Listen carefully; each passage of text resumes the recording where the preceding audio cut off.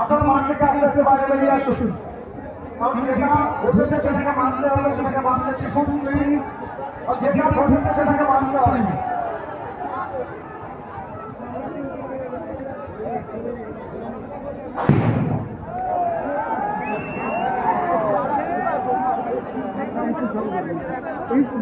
যারা ভালো প্লেয়ার ঠান্ডা মাথার প্লেয়ার হয় না দিবেন